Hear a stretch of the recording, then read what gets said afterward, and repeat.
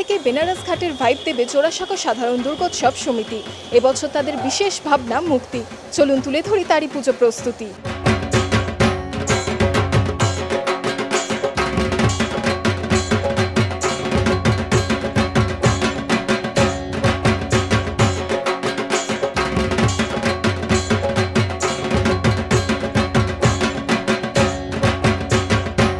বছরে আগের বছর এত সাকসেসের পর আবার এই বছর তো মানুষের প্রত্যাশা জোড়াসাঁকোর উপর অনেক বেড়ে গেছে।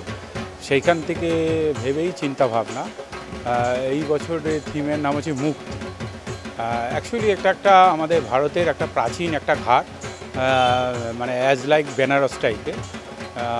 এই ঘাটে আমরা দেখাতে চাইছি একটা পুরনো দিনের ঘাট, স্ট্রাকচারাল ফর্মটাও পুরনো, যেরকম আগে বেনারস বা আমাদের বড় বড় যে গঙ্গার ঘাটগুলো আছে বিখ্যাত, তাদেরকেই আদলেই অনেকটা এই ঘাটটা।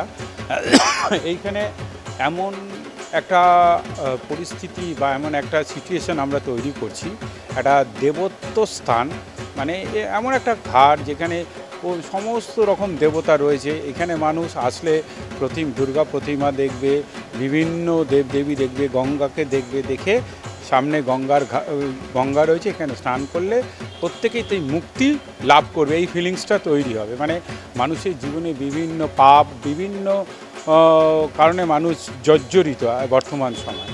তো আমরা মনে করছি যে এই প্যান্ডেলে একবার আসলে প্রত্যেকে অন্তত একটা শান্তি পাবেন, বা এই অসম একটা পরিস্থিতি থেকে একটা সুন্দর একটা মনোভাব নিয়ে এই মণ্ডপ থেকে বেরোবেন।